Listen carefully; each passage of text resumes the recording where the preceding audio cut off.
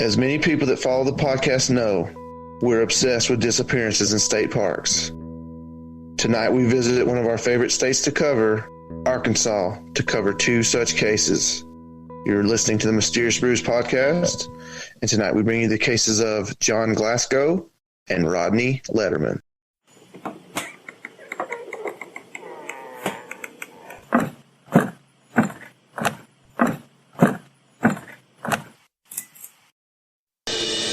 The Washington County Sheriff's Office tells us that a human skull and other remains were discovered here in late February off a trail at Devil's Den. Now, deputies received a call from park rangers on February 25th saying a hiker found the remains. They were collected, packaged, and sent to the Arkansas State Crime Lab. The remains have not yet been identified. We spoke with park officials who say the area where the remains were found is 3 miles away from the visitor center and is actually on private land surrounded by U.S. Forest Service property. The area is generally inaccessible in Devil's Den Park. Welcome to a deep, dark, dank, moist basement somewhere in the bowels of Georgia. Well, we want to start this episode off with a shout out that we found out about roughly 2 weeks ago. No, roughly about a week and a half ago. As you know, if you follow us on our Facebook page, the one where we admit everybody, we kind of put out a memorial, kind of keep people in your prayers post for a lady that supported this podcast. She was actually the one that we talked about that asked if the $10,000 or the $1,000 tier was still available if we had her name tattooed, like tramp stamped on us. And we said, heck yeah. But you know, she unfortunately passed away early. She left behind two wonderful daughters, Delane and Ivy. And I want you two girls to know that I miss your mother. She was a hoot. If you ever need anything, you guys know that you can email us, and we will always do what we can for you. So with that said, we want to welcome a new patron, and that is Miss Hannah Gilland. Hope I'm saying that right. She is at the $3 tier. Heck yeah. Welcome, Miss Gilland. And then, of course, our lovely Miss Heartline. She re-upped. You know, she's always supporting us, the Brews crew. With that said, Coach, you had a little excitement, some applause in your area this weekend. Well, wait to give her a proper shout out next week when we're drinking the beer that she so lovingly gave us. No, I was talking about your personal. Oh, you talking about Tennessee going to beat Alabama come Saturday? Oh, look. By the time people hear this, the Tennessee Volunteers will take down the mighty Alabama and move into the top three behind Georgia and Ohio State and be number 3. Surprise, motherfucker.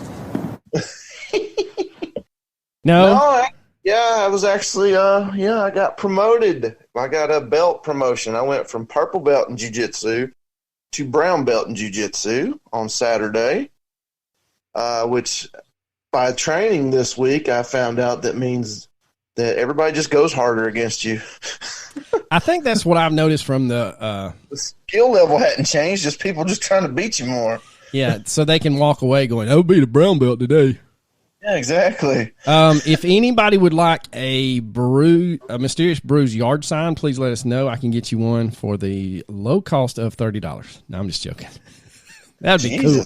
That'd be cool if we could get people to buy yard signs. Why wouldn't they? But anyway, hey, we support the Mysterious Brews. But anyway. I love how we did those stickers, which are awesome, but we didn't put podcast anywhere on it. I know. We were genius. We were just happy to.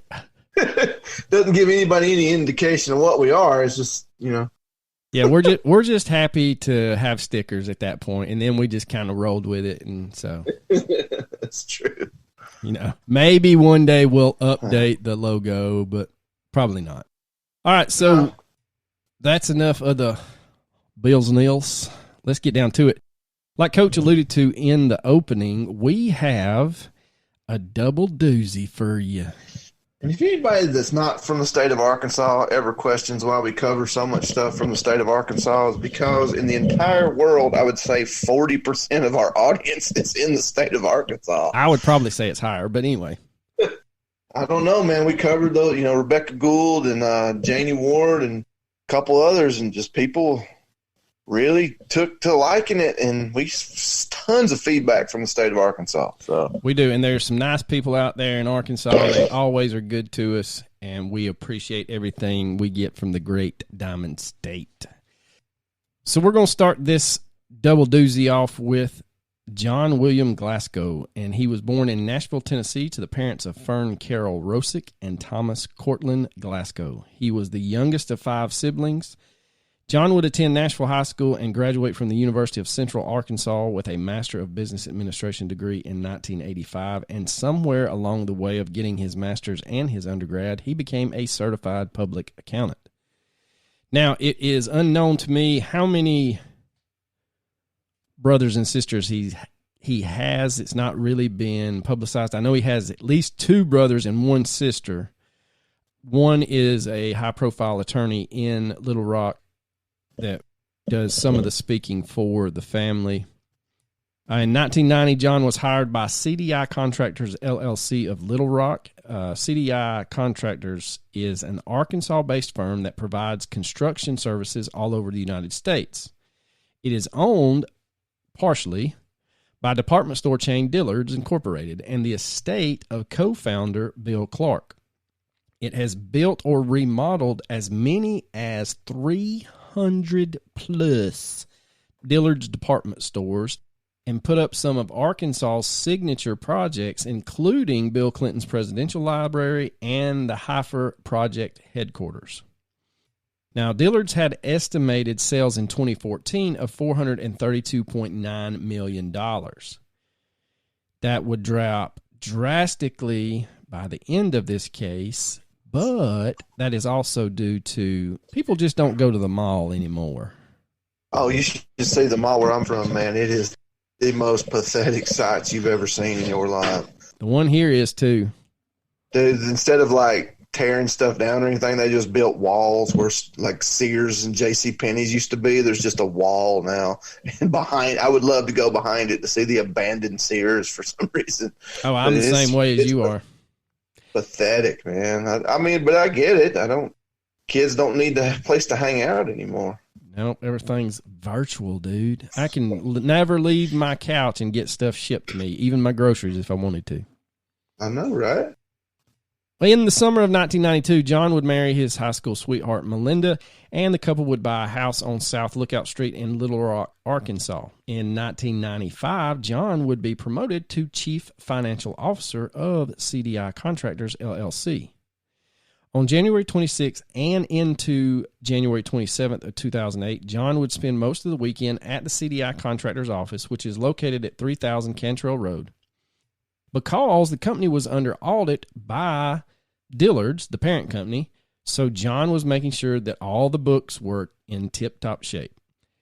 Sunday evening, he and his wife would attend a dinner party hosted by his brother Gary at a restaurant directly across the street from his office at CDI. Now, I don't know what restaurant was there in 2008. Right now, it is a La Hacienda Mexican restaurant.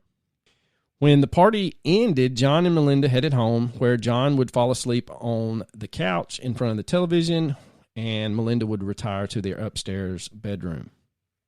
On the morning of January 28th, 2008, John is seen driving away from his home by a neighbor around 5:15 a.m.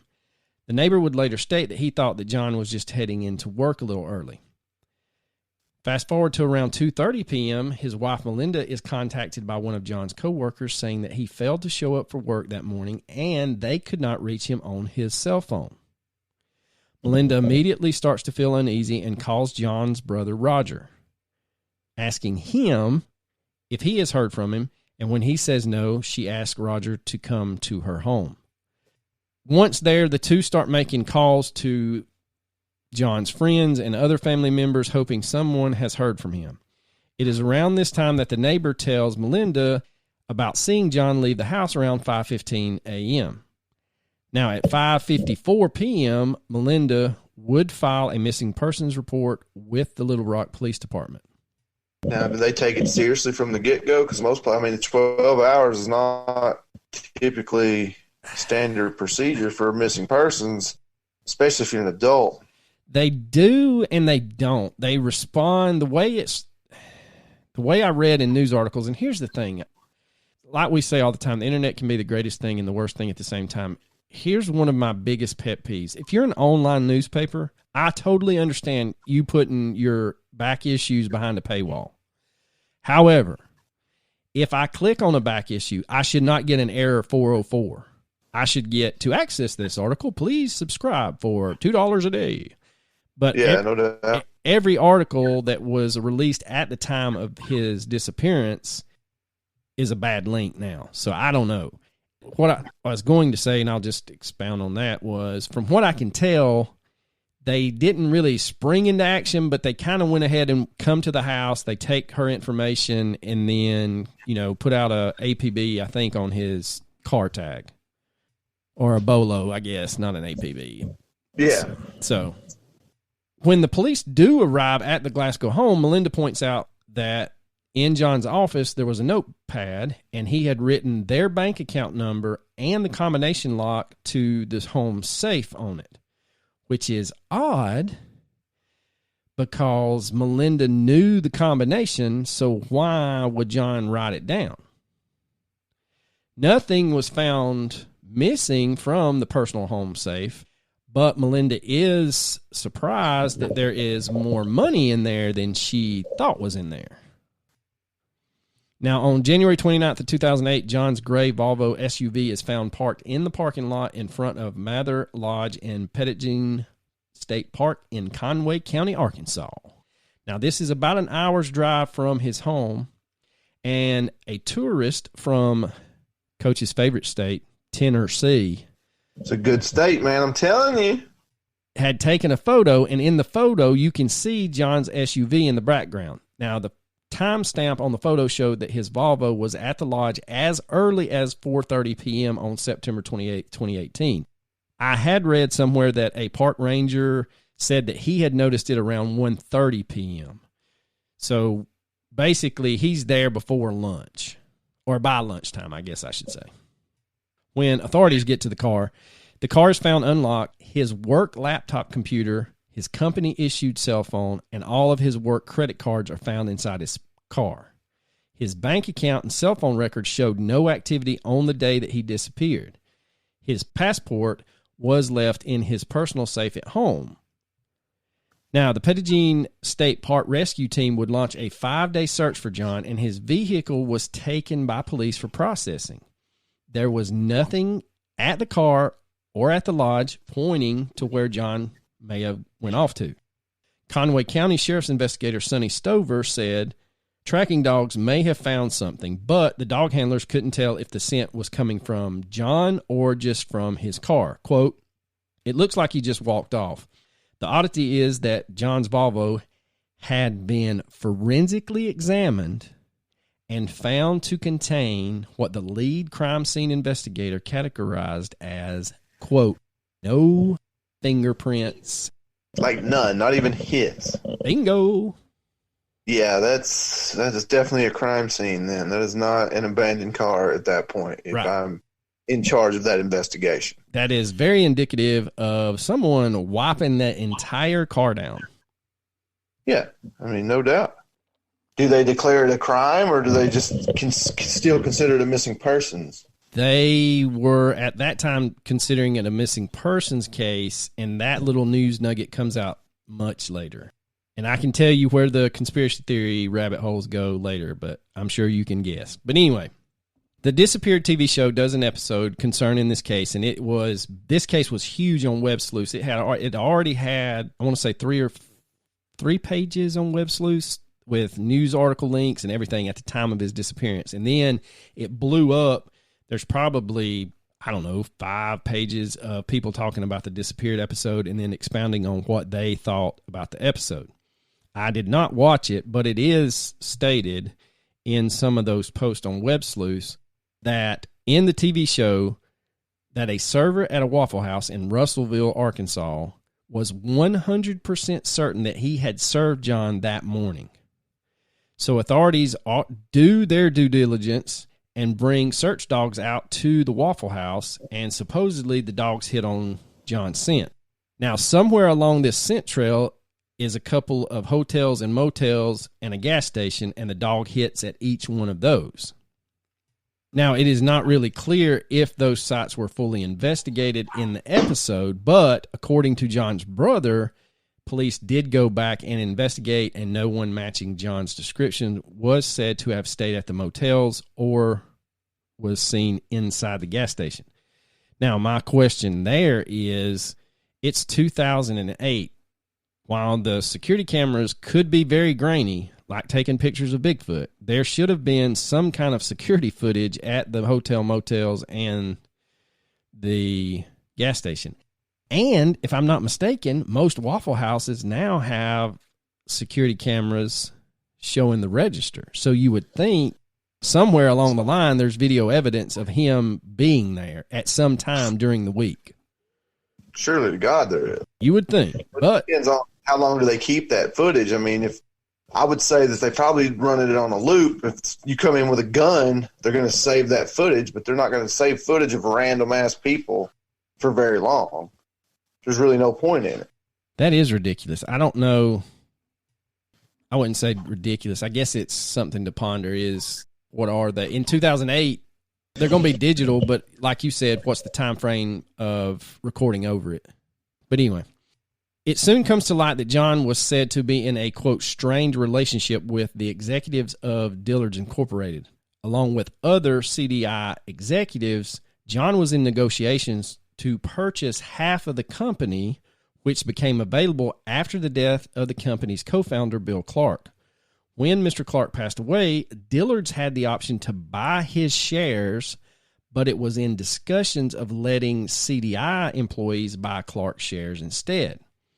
Now, John was in charge of the redistribution of the shares, and he himself was looking to buy a large part of the company. Now, John's family and coworkers stated that the multi-million-dollar deal weighed heavily on him. Several weeks before his disappearance, Melinda found him pacing in their kitchen as the end of the year audit approached. Dillard's had sent, quote, absolutely relentless forensic auditors to review CDI's books. She remembers John telling her that it was ridiculous. John's brother Roger said John had received some kind of threat on his work phone, and he himself tapped his own work phone after perceiving one of the calls as a threat over CDI's depreciation of its assets. Basically, Dillard's is trying to say that the company is worth a high amount, and CDI is taking in depreciation of their construction equipment, saying, no, it's actually valued at this amount. Now, authorities are able to locate the tapped phone line recordings, but nothing of any value supposedly came from them.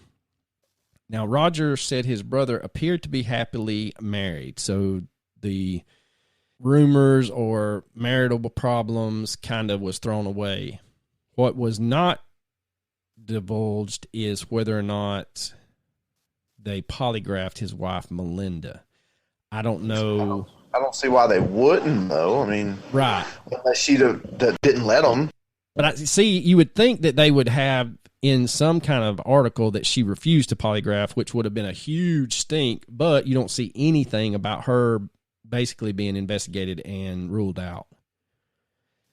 Now, William Clark, president and CEO of CDI and the son of its founder, Bill, said John was suffering from, quote, pressure that was self-induced.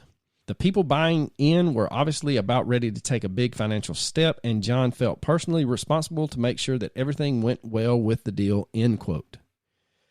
Both Roger, John's brother, and his wife Melinda both would state that him leaving checks on his desk to be mailed at a later date was not out of character.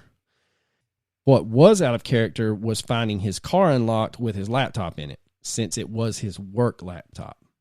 Now, Tim Scott, a state parks employee designated as a spokesperson for the search, said roughly 34 search and rescue volunteers had been part of the search for John since the vehicle was discovered at the park, along with multiple agencies that included the State Parks and Tourism Department, Arkansas State Police, Conway County Sheriff's Office, Franklin County Search and Rescue, Buffalo River National Park Service, Arkansas Game and Fish Department, and the Polk County Office of Emergency Services. So this was a huge endeavor looking for this man.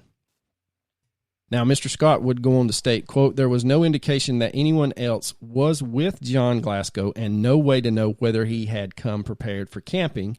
There was nothing in his car to indicate his direction of travel after arriving at Mather Lodge," end quote. So let's touch on just some dates and timelines that we've covered so far, and just kind of just a little review before we get into something else. Pay attention to the review. There will be a quiz after. That is correct. And it won't be multiple choice, you little snot-nosed turds. It's going to be fill in the blank only. That's right. Did you study your vocab? All right, on January 28th, 2008, that's when the neighbor told police he saw John leave his home on South Lookout Street in Little Rock shortly after 5 in the morning. At 2:30 in the afternoon, Melinda receives a call that he never showed up for work. A cell phone ping later that day indicated the phone was in the vicinity of Petit Jean Mountain Park and specifically Mather Lodge. January 29th, 2008, Glasgow's 2005 Volvo SUV is found in the parking lot of the lodge at the park. His cell phone, laptop, and other belongings are still left inside the unlocked car. February 2nd, 2008, a 5-day search for any sign of John is called off at Petit Jean State Park.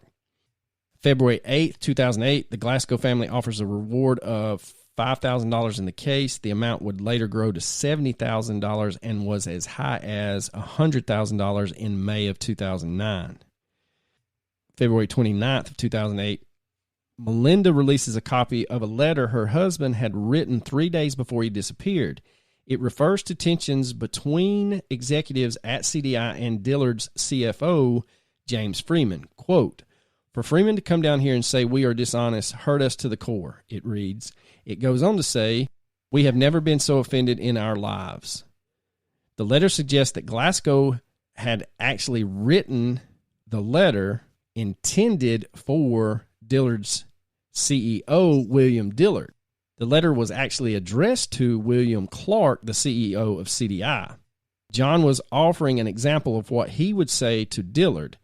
Dillard's and CDI have both said John was not suspected of any wrongdoing, but his letter reveals that there were tensions over accounting practices. Quote, "I'm certainly not suggesting anybody did anything to him from Dillard's," the Glasgow family spokesperson Chip Welch said, "but maybe this sheds some light on why he may have gone missing and some people who ought to be asked questions about their whereabouts when they last saw him," end quote.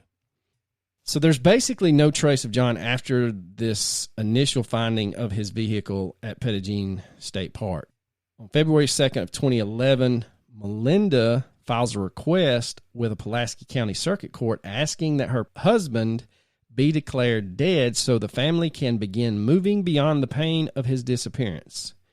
The judge approves the decision on April 13th, 2011. Now, she gets a lot of shade thrown on her way on some message boards for only waiting 3 years to have him declared dead. Now, December of 2011 into January of 2012, 43-year-old, twice convicted felon Jonathan Brawner tells his lawyer and the Little Rock Police Department that he knows where John Glasgow's body is buried. At the time of this startling revelation, Brawner was serving time in the Faulkner County Jail for the attempted kidnapping of a Conway County businessman in July of 2009 and for stalking his ex-wife in October of 2010. Huh. Yeah, he's a winner. Nothing suspicious. Brawner would tell police that he had been, quote, recruited by thugs from Malvern, to whom he owed money to help bury the body of John in a bean field near England in Lonoke County. Despite extensive searches at the bean field by authorities and ground-penetrating radar and excavations, no sign of a body, much less any sign of John, was ever found. Now, when Bronner first started talking about his, quote, knowledge of John's case, he had been paroled after serving 202 days, most of it in a prison boot camp, for his role in the attempted kidnapping of Conway County businessman Jim Davin, which occurred, this attempted kidnapping occurred on July 31st of 2009. Bronner pled guilty to robbery and was sentenced to 20 years with 10 years of it suspended. The Conway County Sheriff's Department's investigation concluded that he enlisted 2 co-workers from Cud Energy Services in Conway to kidnap Jim Davin, owner of a commodities brokerage where Bronner had worked, with the intention of forcing him to transfer millions of dollars from client accounts to offshore accounts that Bronner had set up.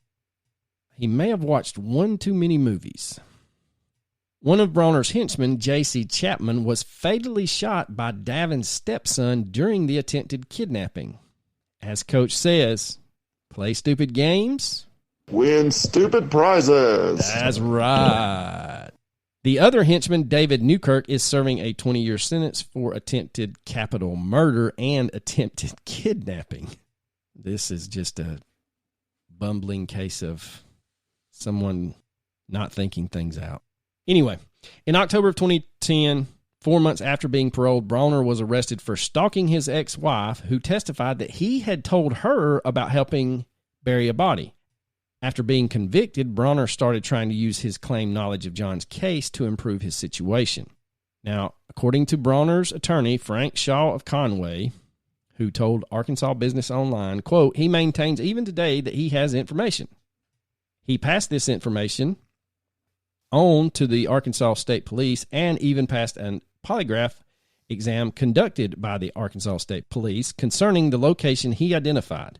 But after the archaeological search of about 2 acres of the bean field came up empty, quote, some in law enforcement believe Bronner and some are very skeptical of his story.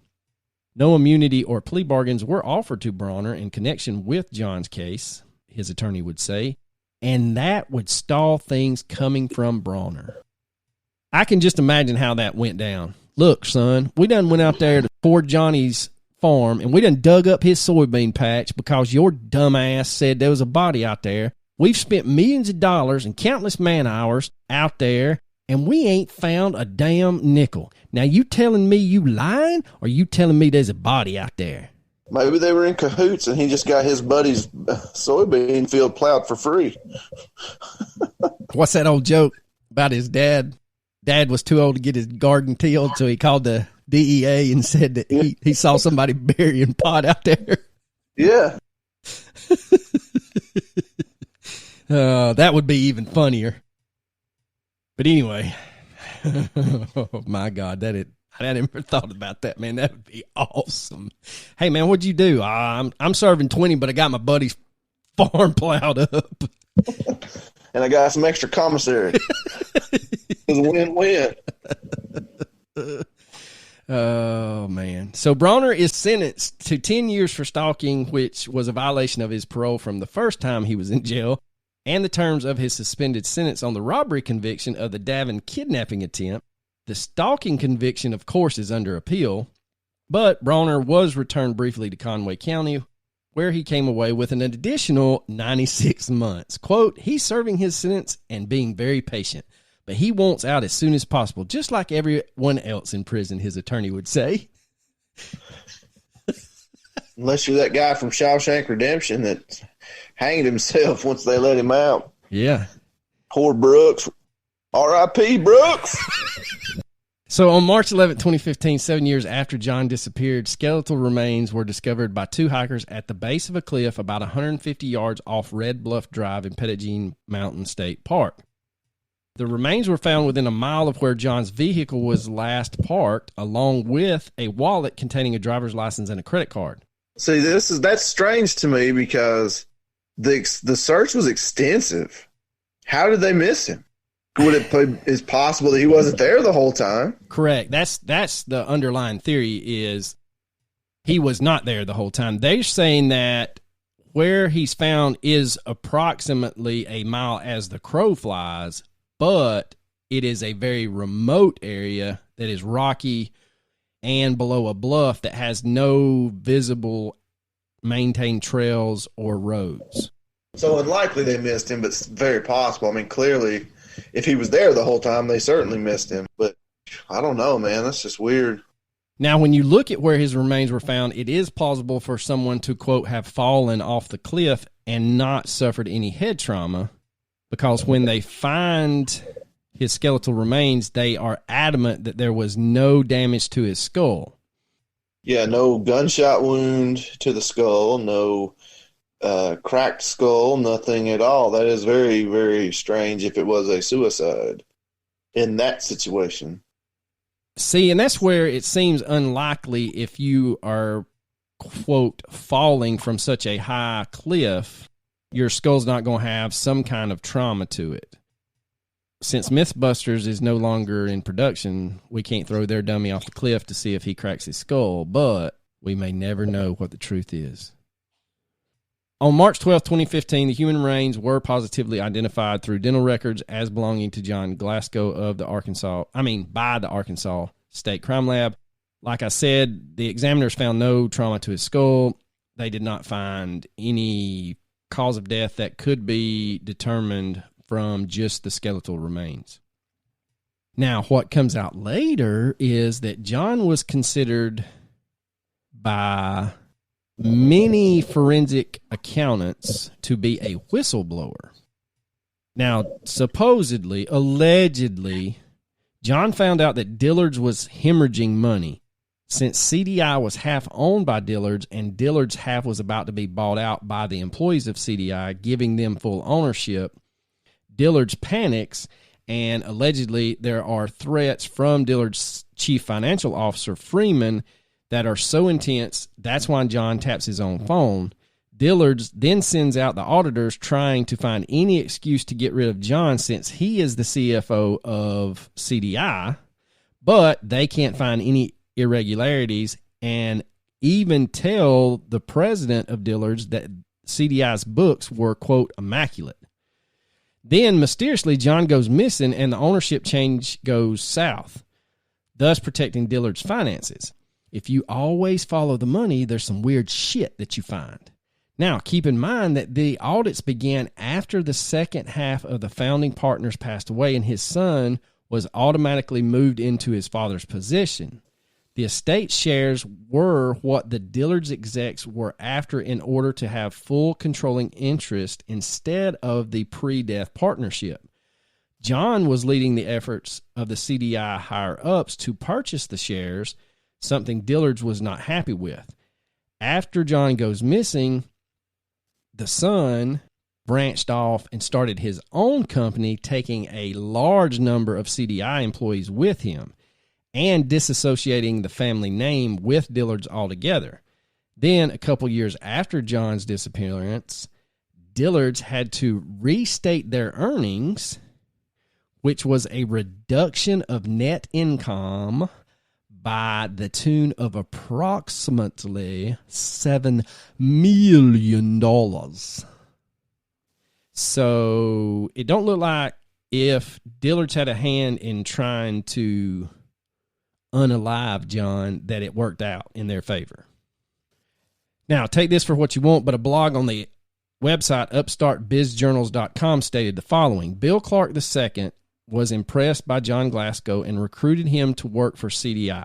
In 1995, John discovered that CDI's then current CFO was embezzling money.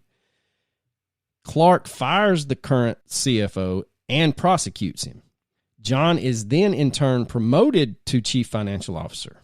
Now, Dillard's expressed concern that CDI wasn't being controlled tightly enough after the prosecution and called for a restructuring of terms. They held a meeting, and in that meeting, supposedly, Bill Dillard II, Bill Clark, the owner of half of CDI, Alex Dillard, and the CFOs of both Dillard's and CDI, which were John Glasgow and James Freeman, were all present. New terms or arrangements were established. Unfortunately, there's no written record of said arrangements, but they are thinking that it was held in the minutes of the meeting. But like everything else, when it comes to a lot of money, those details that should be on paper cannot be found. These probably included how revenues were supposed to be recorded, the percentage paid per job to CDI, and bonuses paid to CDI officers. Again, take it for what you want, but that's out there. Now, business moves forward until, like I said, Bill Clark II dies in 2007. And if we go and look at what Dillard's is actually looking to do is, when Bill Clark passes away, Dillard's somehow had the right to buy all of his shares, but they wanted to negotiate with his son, which is William Clark, who still at that time upon his father's death retained 30% of the company. Other CDI employees would own 20%. At this point, Dillard's CFO James Freeman realizes they were improperly claiming revenues and expenses and questions the bonuses paid to John himself. James reportedly asked John if he knew about Enron and said, quote, "You know the CFO there? He lost his license and he went to prison. Well, that's what's going to happen to you." And that's when Freeman sent in the 3 auditors who treated CDI like criminals. Now, that is what they hypothesize was the threatening phone call that made John tap his own phone lines. Again, all allegedly. Now, rumors of suicide would float out there as soon as he was missing. And we kind of touched on this earlier. If someone wanted to jump to their death, they're saying, I mean the people that live in Arkansas, that the Arkansas River Bridge in Little Rock is more likely a destination to ensure that you succeed at your attempt than some weird off the beaten path cliff in the state park. Now, from local descriptions, the cliffs around Pettit Jean aren't like sheer cliffs. They are all kind of tree lined with rocks and hillsides and things like that. This area in the park would not be a guarantee that if you jumped, that you would die suddenly. Yeah, but it's hard to say, if you wanted to kill yourself, you just jump off the bridge. You don't know what was going through his mind. Maybe he wanted to walk in the wilderness for the one last time. Maybe he wanted peace and quiet. Maybe he wanted to be completely alone before he took his life. I mean, it's hard to say. You can't. It's just pure speculation. No, that's what I was about to say was, and that's cast doubt on a suicide based upon where he chose to do it. That's what I was about to say. Evidence of that. Somebody online said that since there were skeletal remains found, you're not aware of whether or not he took a bunch of medication and so that he would just basically fall asleep on the edge of the cliff and what happened may happen. So again, You can't throw shade at, like you said, wanting to walk into the wilderness. But what is said, though, is that if you don't buy the suicide track, it does lead to speculation that he may have set out to meet someone at Mather Lodge, since it was a public meeting place, and that someone kind of presents a weapon, and that makes John go quietly into the woods, if you believe in the foul play theory. Now, this case is very convoluted, and if you can think of a theory, it's been discussed. The disappeared episode seems like, to me, led to more questions than answers, but they do state at the end of it that it was resolved by finding his body. So what you saying? What you saying happened? I have no idea, man. It's just, if you're going to go for the suicide theory, you would think there'd be a little more evidence, like as far as looking back on certain things, like people noticing things after the fact. That typically, unfortunately, I've had a couple friends commit suicide, and in retrospect, you see a whole lot of things you missed as big warning signs that you thought were not at the time. You would think friends and family would have looked back and said, oh, well, yeah, he did started acting weird. He did this, he did that. I mean, tapping the phones wouldn't make me think suicide, but more of the fact that there's something going on with his business or something nefarious is going on. He's trying to keep track of something. So, see, and I'm wondering if he found something in the books that somebody was siphoning money, not say the owner, but they were overbilling, kind of like what happened in the county we worked together, where they were paying for 17 fire escapes on the new school and there's only 3. Yeah, exactly. Something along those lines. That's what I think. And then when he kind of said that he had found something, it kind of got back to the wrong person. But again, though, there's no evidence out there. I mean, that's the weird thing about this case is basically he just leaves for work, and then people are out there also, well, did anybody physically see that it was him in the car? Well, no, it's 5:15 in the morning. The neighbor's assuming that it's him in his car leaving. He only sees one person. Yeah. I mean, you can let your conspiratorial mind run amok and anything. And, of course, like I said, and you'll roll your eyes at this one, but this is, since his company built the Clinton Library, guess who else gets blamed? Yeah, of course, that big body count of his. Yep. I've been to the Clinton Library. It's very nice. I hear it is quite marvelous. It is very nice. Well, ladies and gentlemen, that is the first installment. And our next installment, now that one is more, could have a criminal element to it. It is odd that it took so long to find his skeletal remains. But this next one is really more missing 411 than the Glasgow case. And that is the case of Rodney Wayne Letterman. Now, Rodney was born on March 3rd, 1984 in Independence, Kansas. He was the son of Charles and Lisa Heater, which then became Letterman. And the family lived in Fredonia, Kansas, where Rodney went to school at Fredonia Senior High School, where he played football and basketball. Now, Rodney would spend some time working on the oil pipeline, and in 2016, he got a job working for Cobalt Boats in Nodosha, Kansas. On April 1st, 2017, he would marry Stacia Diane Majewski in Bartlesville, Oklahoma.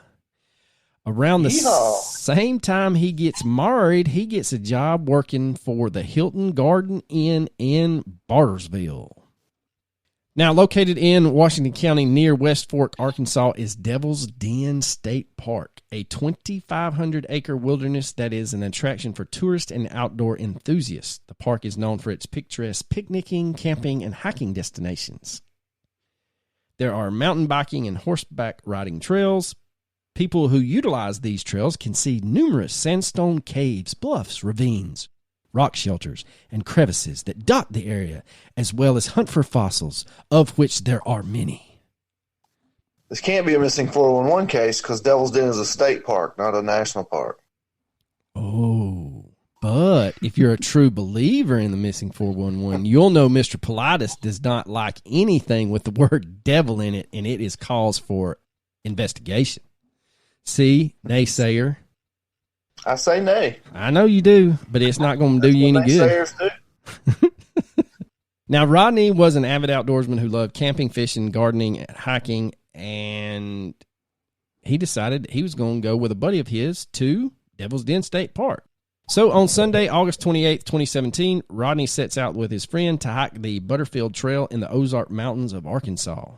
Beginning in the Devil's Den State Park just outside of Winslow, Arkansas, the Butterfield Trail is a 14.9-mile loop that take hikers through creeks, up high ridges, and past waterfalls and caves.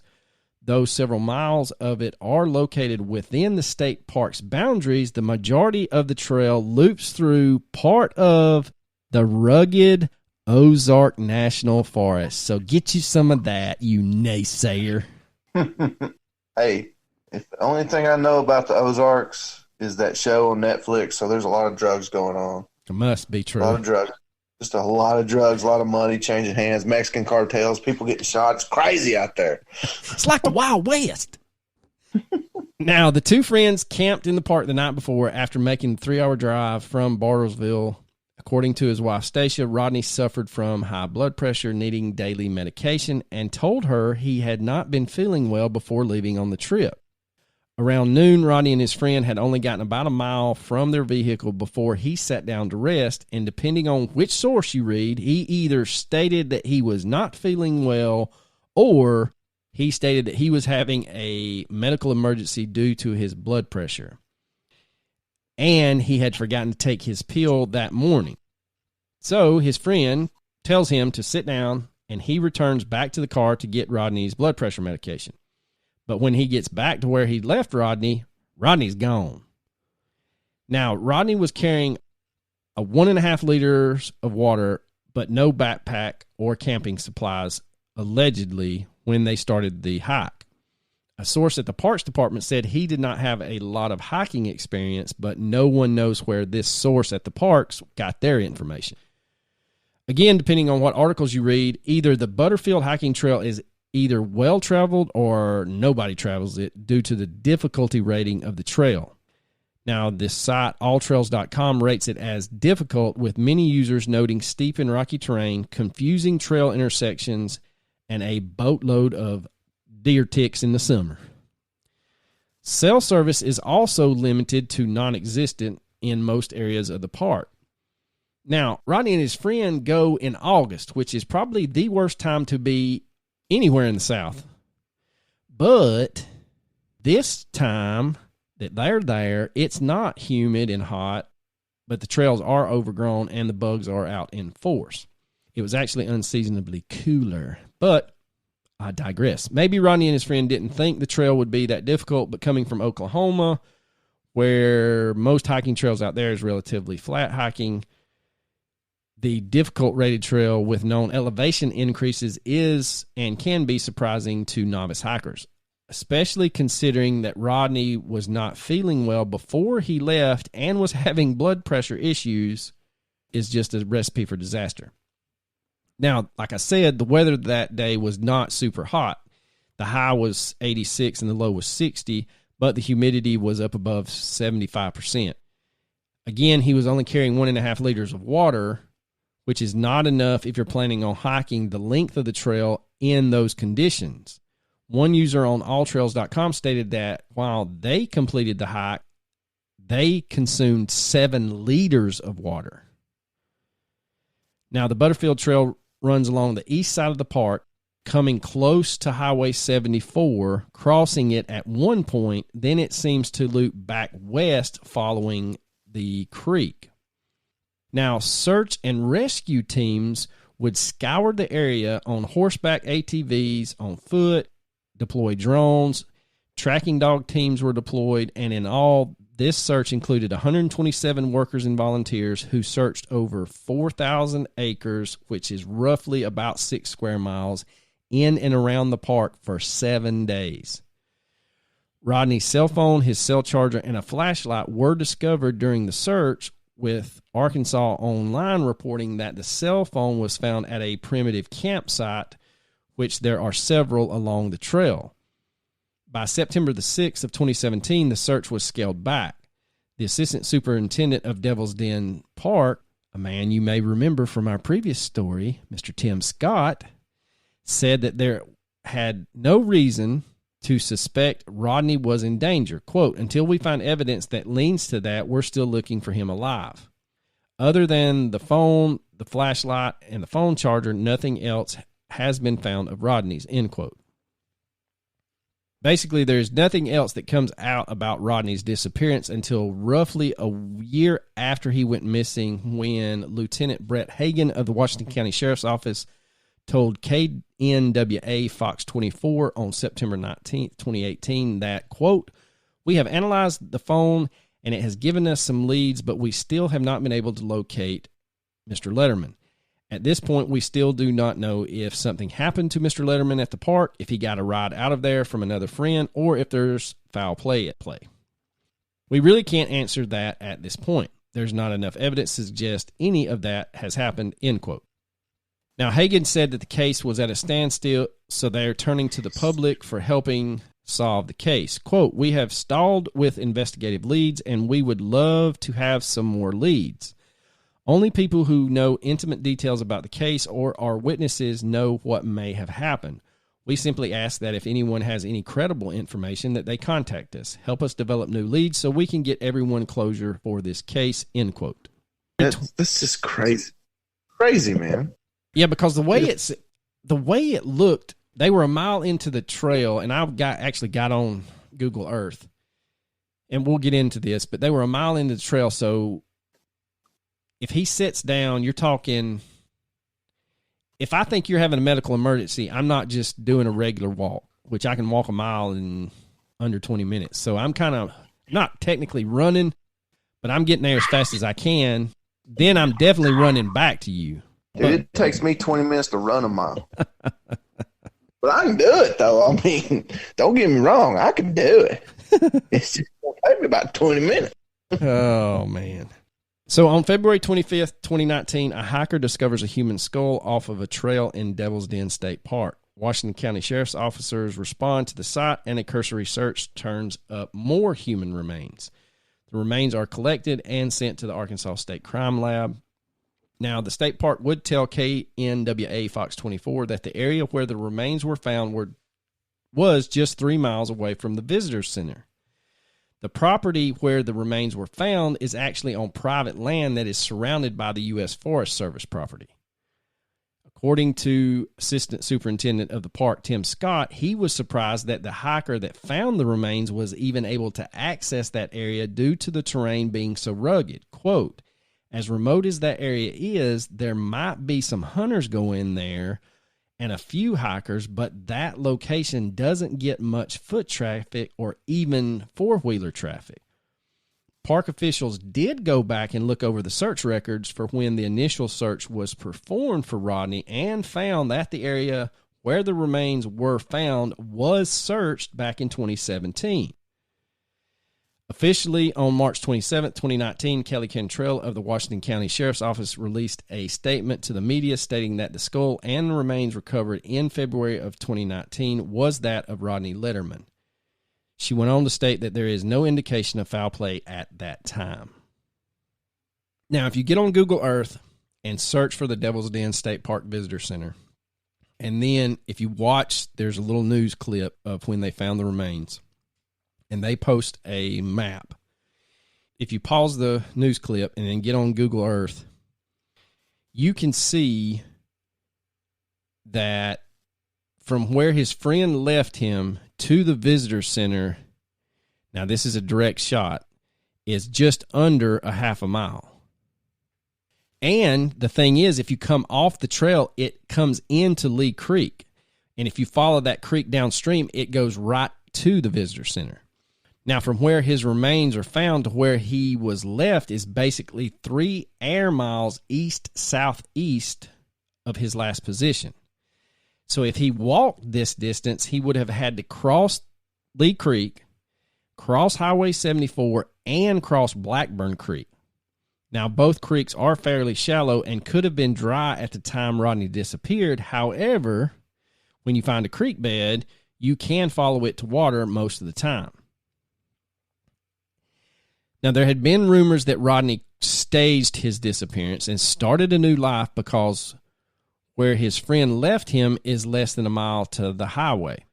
We now know that if he was trying to stage a disappearance and leave the park, he wouldn't have gone the Bass Ackwards route where his remains were found.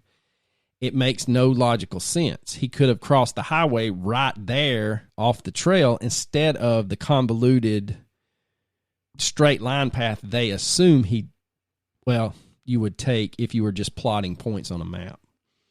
Now, the area is very rough, and he's down to the creek that is outside the park boundaries away from the road. So this is extremely odd. Also, if you take into account what his wife said about his state of well-being when he left for the hike and the fact that he needed his blood pressure medicines bad enough that he himself could not walk back to the car, then how is he going to bumble down 3 miles away?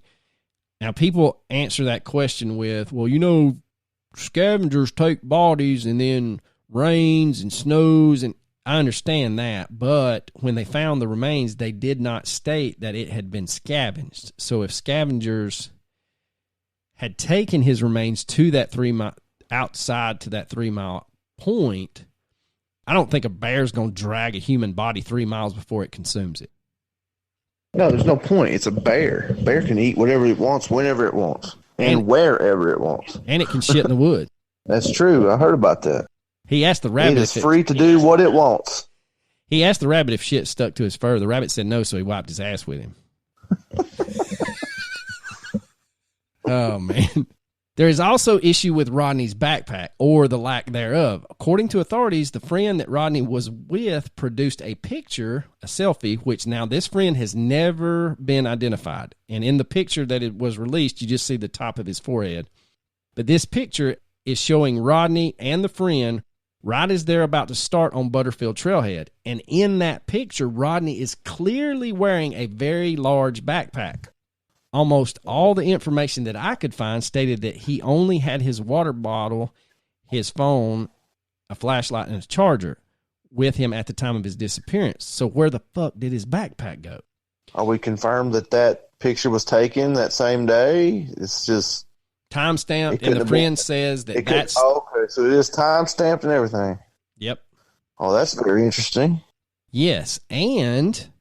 what else is interesting is his missing poster from a Facebook page called Our Missing Hearts says that Rodney and his friend had camped the night before, which we had discussed, making it seem very unlikely that he would have had or not had his backpack. Now, it is considered, some people do state that they may have broke camp, took all their stuff back to the car, and then decided to make the trail, knowing it was a loop, get back in the car and head home, which is plausible. But again, if you've got a backpack with supplies, why not? I don't know. Now you're getting into what if, so I'll stop. But anyway, so did Rodney have a medical emergency and fall into a hard-to-reach area, or did he become disoriented and somehow evade searchers that covered 6 square miles and the area in which his body was found? Now, this is strictly background information, and I'm just putting it out there because with a lot of the missing 411 cases, there's some shade thrown about the person's background. There seems to be some glossing over some information when it comes to painting people in a different picture. So this is just FYI.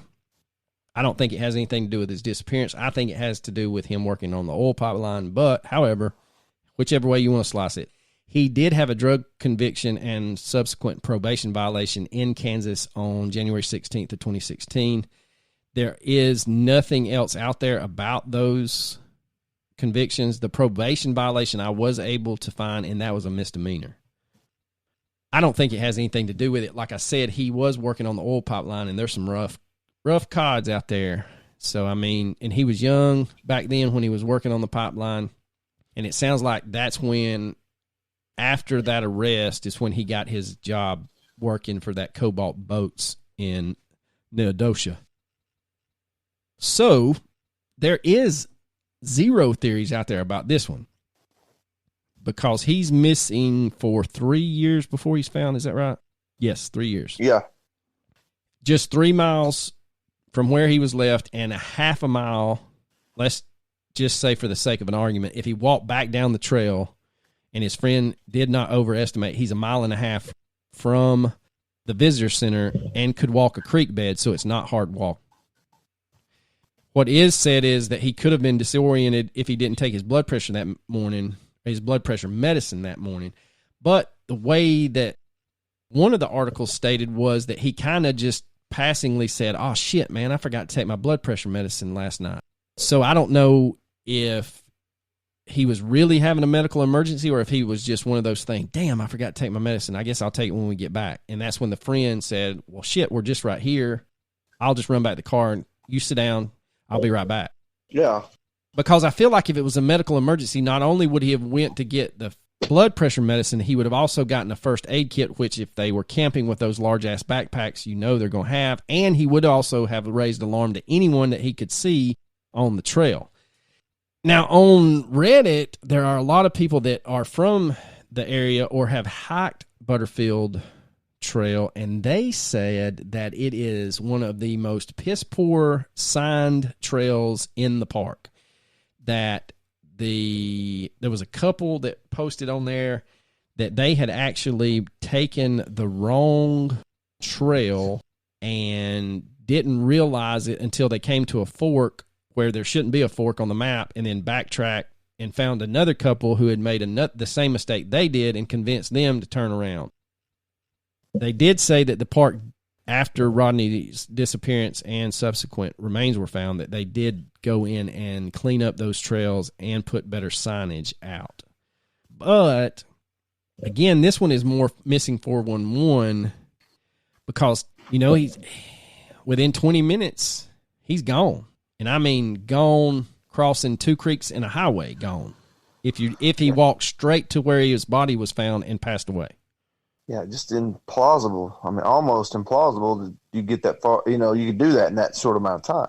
And if you pull up the area on Google Maps, and I know things are different in the summertime, but if you hit a road, you can follow that road to a house, and basically if you draw a straight line from the trailhead to where his body was found, where you cross that road, if you went south on that road, there's a house or a farm. If you go north, there's a church and a house across the street from the church.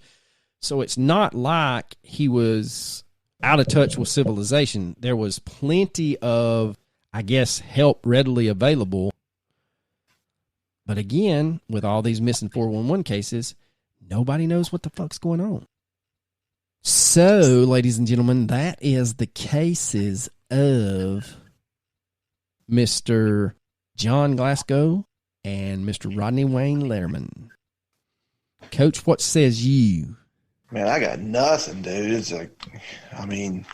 definitely 411 worthy. I'll take it back about the state park. So you're retracting the nays? Yeah, I am. I'm going to have to, I guess, because, yeah. Vanished that quickly, it's crazy. Now, there is another case, a famous case that happened in the late 40s, early 50s with a 9-year-old girl that we may cover at a later date in Devil's Den State Park, and that one will warp your mind, ladies and gentlemen. She kind of disappears, reappears, disappears, and then is found again alive. So, but anyway, Devil's Den State Park has a lot of weird stuff, and the way it was described is basically it's a state park in a big valley or bowl that's only 2 miles wide at its widest point.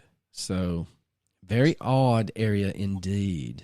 So, recommendations, I know you're chomping at the bit to give yours. Oh, yeah, man. Released yesterday on Netflix is The Watcher, a case that we have covered on our glorious podcast about the man who's sending anonymous letters to a brand new homeowners. And I watched the preview before we started, and man, it looks good. And as soon as we get off here, I'm starting it. It's a 7-part series, but the preview said season 1 preview. So I guess there's going to be more than one season, but Rag. Yeah, it's crazy. That's my recommendation. My recommendation is don't go hiking alone, because my in-laws are taking like a 2-week trip out west, and they're going to go up Pacific Coast Highway, and then they're going to go into Yosemite or somewhere on their way home. And I'm like, nope, no, not me. Not going to do it. So I just say don't hike. Go visit. Go look around. Make sure you're in a party of like more than 2 people, and sleep at a hotel. I mean, they got free continental breakfast. You can't get that out in the woods. No doubt. All right, ladies and gentlemen. Coach, do you have anything else you would like to add to this week's episode? I just hope that by the time you hear this, the greatest college football team in all the land will be in the top 3. Go Vols. I kind of want it to happen so that we can crush your little hearts when you come rolling into Athens.